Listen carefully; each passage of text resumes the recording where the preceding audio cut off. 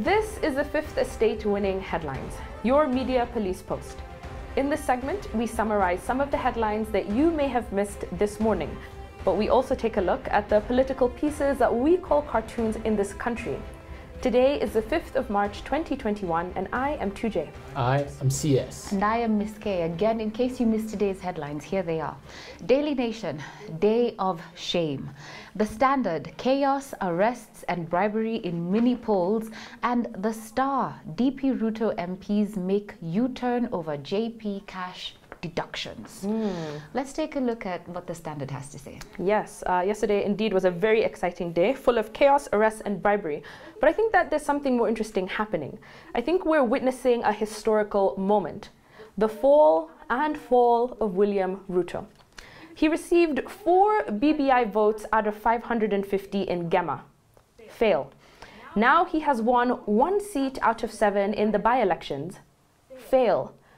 This man is a political cartoon, and yet he would have us all believe that this is all success. In our view, William RUTO and his merry band of losers are celebrating what is called a Pyrrhic victory. Simply put, it is a victory at very significant cost. It inflicts so much damage and is so expensive that it is tantamount to defeat. How can you spend almost 2 billion shillings campaigning in Western only to lose, and lose badly?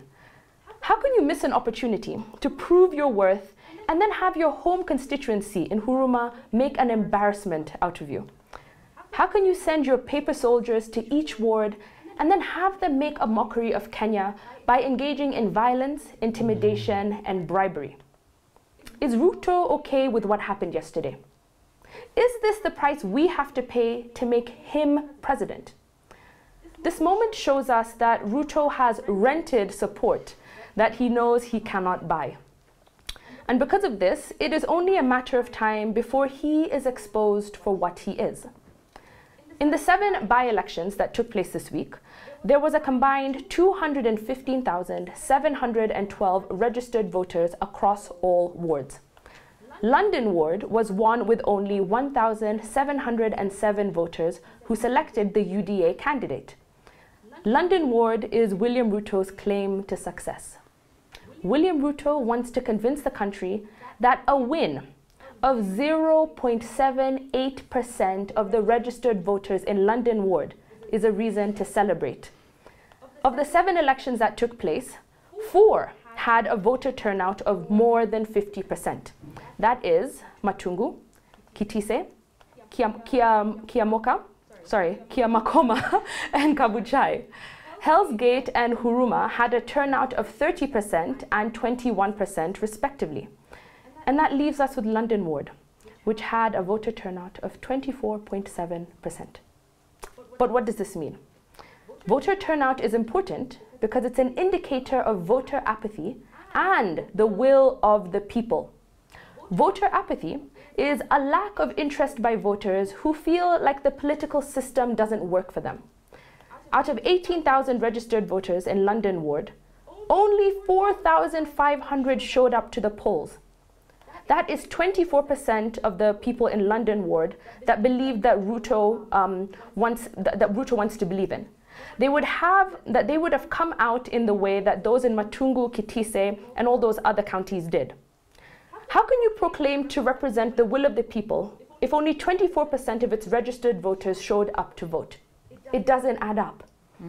In the end, it's becoming clear that time and numbers will slowly unravel William RUTO and his snake oil. Very, very true. I'm telling you, the voter apathy is real, yet you're clutching at straws.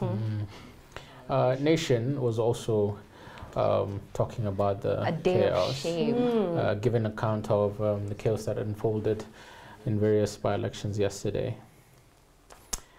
Ladies and gentlemen, we need to have a frank and candid conversation. If we do not have this conversation early enough and call things by their proper names, then the avoidable will become the inevitable.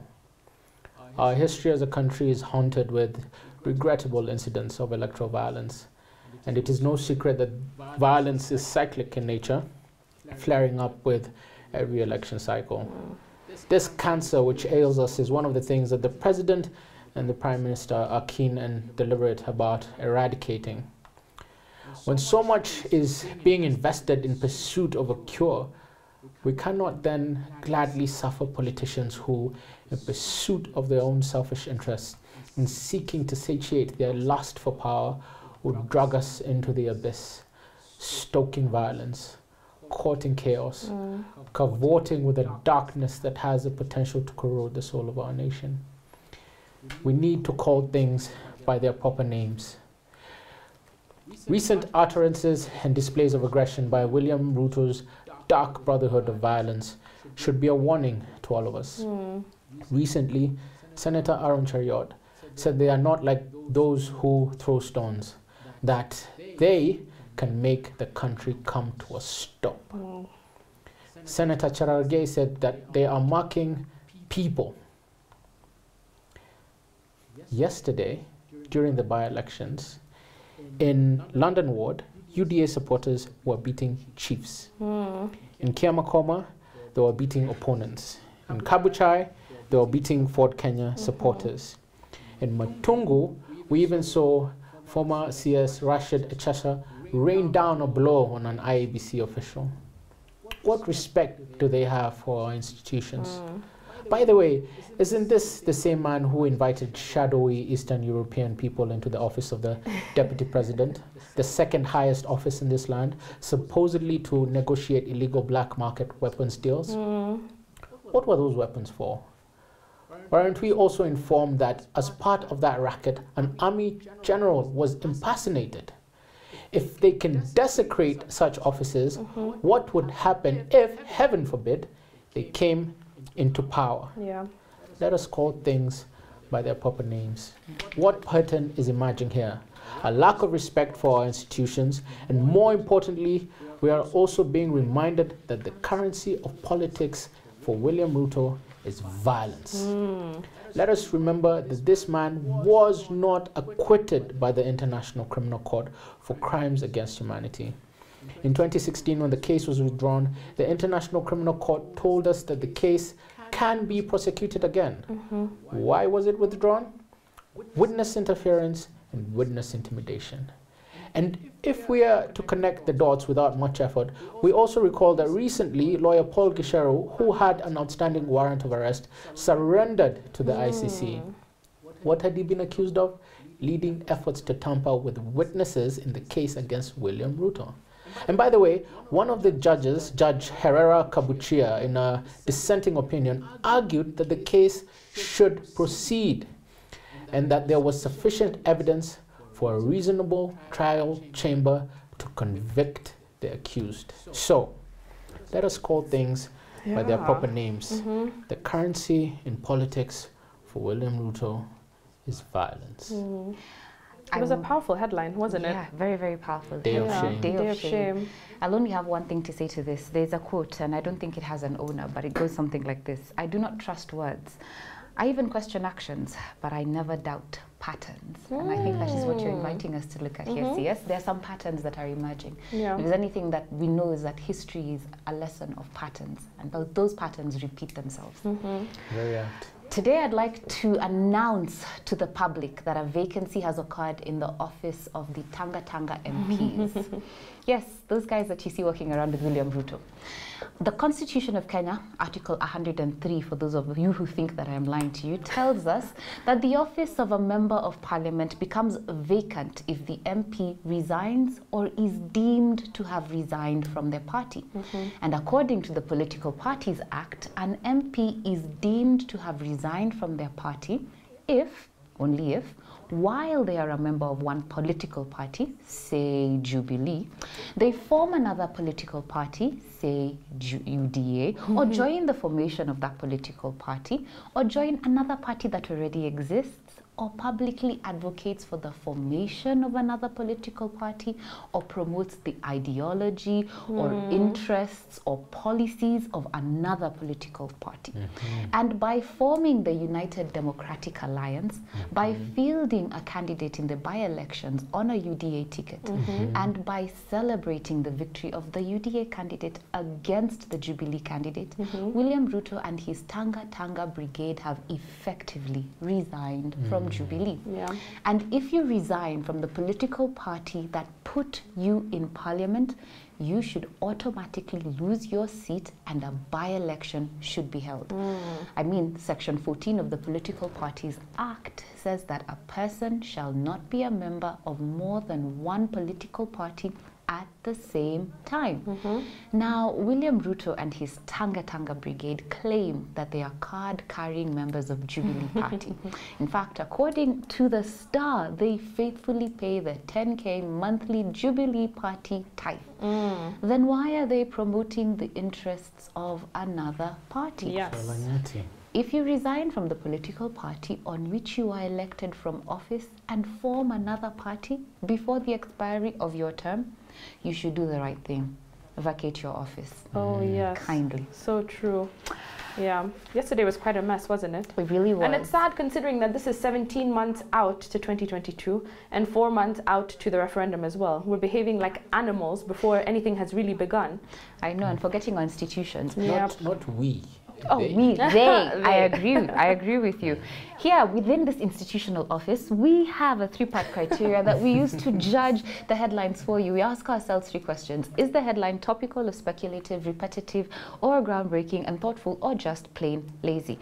I'd say we toss the Standard and we toss the Star. I would agree, yeah. But I think that we should keep the Daily Nation for giving us our winning headline. Day of shame.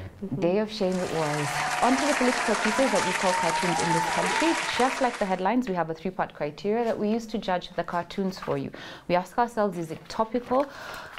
Actually, is it humorous or dry, satirical or pessimistic, and effective or just plain lazy? I'll toss the Standard and I'll toss the Star. Although the Star You're just going to give us an instant winner. I will give you an instant winner. I am deciding today. Daily Nation gives us our winning cartoon. There we have a caricature of a lady, I think it is Eunice Cherono, director of Leon Interior Deco, who told the National Assembly Public Investments Committee that she doesn't know anyone influential in government, but she owed her KEMSA deal to God. When you pray, ask God for something for you. It is God who directed me to KEMSA to make money. And in that caricature, it says, walk us this day to our daily tender.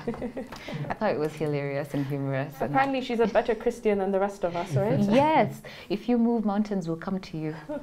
Pray better. That is our winning cartoon. And now on to our final thought. But before we get there, don't forget to subscribe to our YouTube channel and hit like. And switch on notifications. Yes.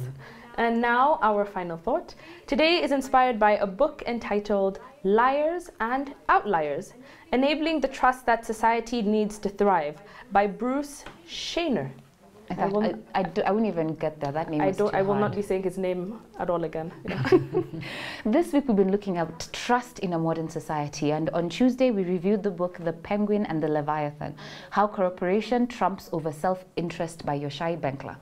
The title of the book is borrowed from the book The Leviathan by Thomas Hobbes, and that's the one part, and the other part is borrowed from The Penguin, is from the Linux logo. And he says that he illustrates how in the last decade a series of changes have triggered a fundamental shift away from our universal belief, prompted by Hobbes, that we are universally selfish. And there is significant evidence that points to a predisposition for cooperation by human beings. How positive.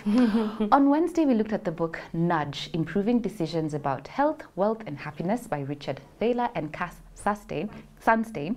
The authors use behavioral economics to illustrate to readers how free choices are affected by the way options are presented to us. someone is framing your decisions, and the way they frame them influences how you make the decision. On Thursday, our final thought was inspired by the book The Folly of Fools, The Logic of Deceit and Self-Deception in Human Life by Robert Trivers. In the book, the author calls deceit a deep feature in life, given that our genes are always struggling to survive. And he points out that the more we believe our own lies, the more effectively we can go out and deceive others. Today we have a different book. I feel like this week has just taught us about how we're all selfish, we're all liars. Except the penguin and the leviathan. It had a more positive outlook. Yes, so this book is about societal pressures, about what makes us obey the law or break it, stay monogamous or cheat on our spouses, and lie on our taxes. Security exists to facilitate trust. Trust is the goal, and security is how we enable it. So we can think of it this way. As members of a modern society, we need to trust all sorts of people, institutions, and systems. We have to trust that they'll treat us honestly, won't take advantage of us, and believe that they'll behave in a trustworthy manner. Security is how we induce trustworthiness, and by extension, it's how we enable trust. So if we just take a simple local example, for a chama to work smoothly, people who contribute to it and those who manage it need to trust each other. Those who contribute need to trust that managers won't misrepresent the funds available. And those managers also need to trust that those who contribute and borrow won't avoid repaying. Each needs to trust that the other won't cheat somehow. So in this book, the author calls these kinds of things societal pressures. None of them are perfect, but all of them are working together, and they're what keeps society functioning properly. But of course there is, and will always be, the occasional merchant or customer person who cheats. But as long as they're rare enough, society will continue to thrive. Most people who follow those rules, he calls them cooperators, and there's others who won't, he calls them defectors. As a society, we're better off when we follow the rules. I think we can all agree on that. But as individuals, it's often in our short-term self-interest to defect, to be a defector and break the rules. But what he says in the book has changed in modern society is scale. Today, we have to trust more people than ever before.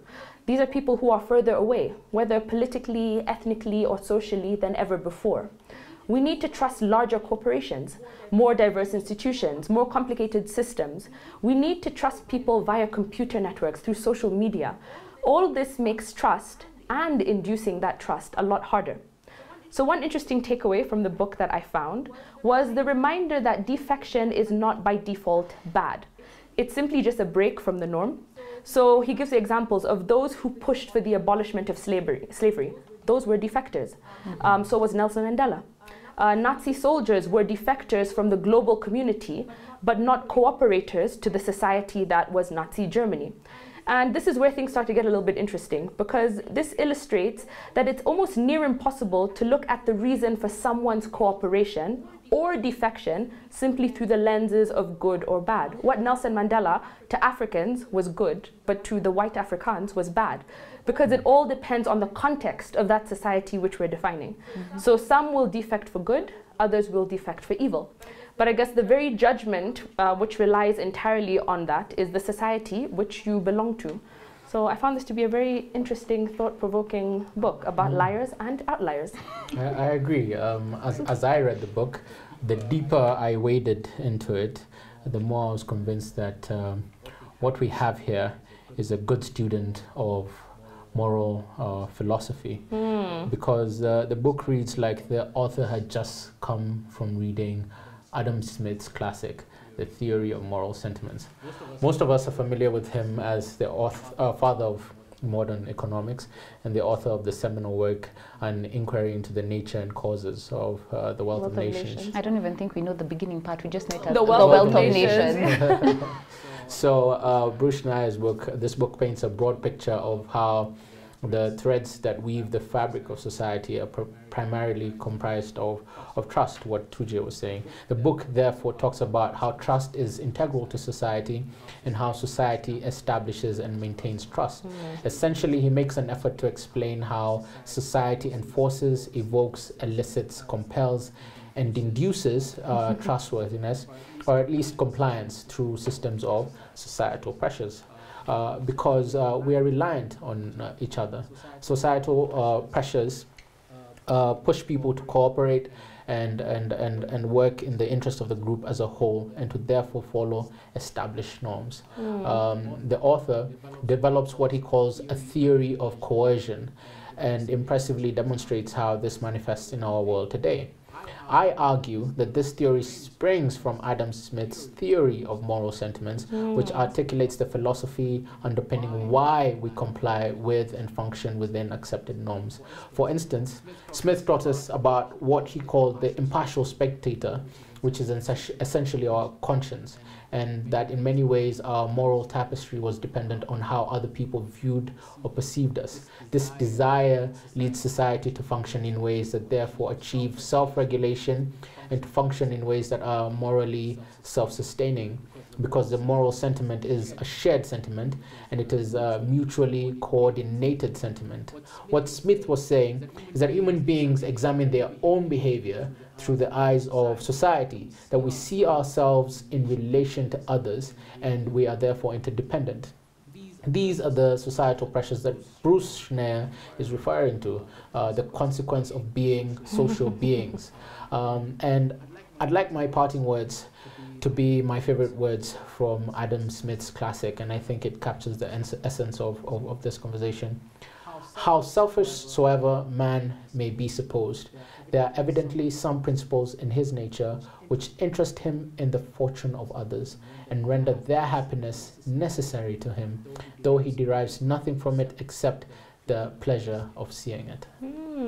I do like that. Yeah. And I think I'd like to talk a little bit about the societal pressures that everyone has been alluding to and their influence on our decisions. According to the author, there are at any given time 4 sets of societal pressures that influence our decisions on whether to cooperate or defect from a given norm. Oh boy. The first is moral pressure. This pressure comes from inside us. It feels bad to steal, and it feels good to return someone's wallet. It's that conscience that CS was alluding to. The second one is reputational pressure. This is all about how other people perceive our actions. As the name suggests, we engage in certain behaviors because of the impact it can have on our reputation. We care what people think about us. The third type of pressure is institutional pressure. These are the rules or laws that are set out for us. Break those laws and there are consequences. This is true whether the laws are set by the government, by your employer, or by the religious group that you belong to. The fourth and final one is security systems. The moat around the castle, it's a security system.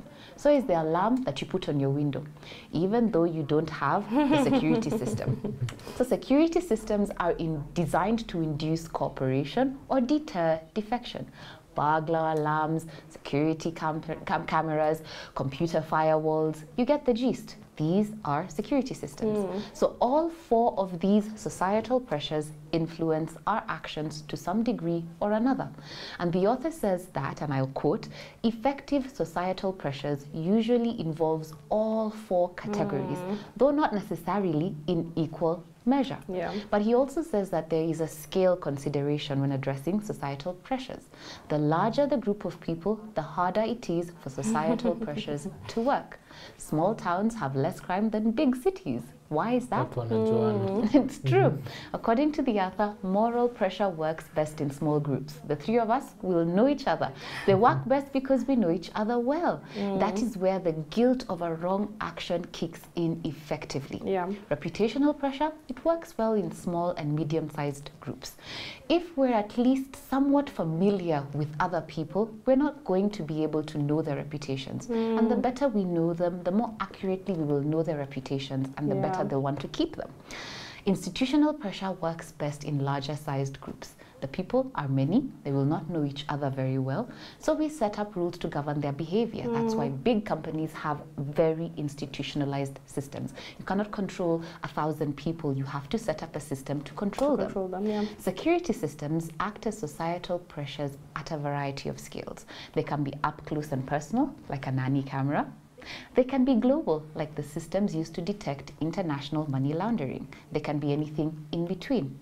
The author then says that the increasing scale of our society is one of the primary reasons our societal pressure systems are failing.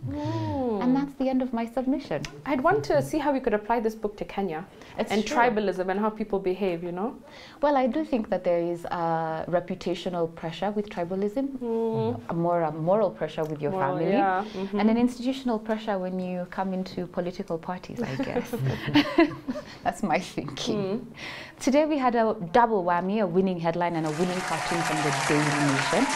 And that's about it. I will end with a quote. Again, I don't know who it's from, but I think it was interesting. There are two reasons why we don't trust people. The first is we don't know them, and the second is we know them. Have a great weekend.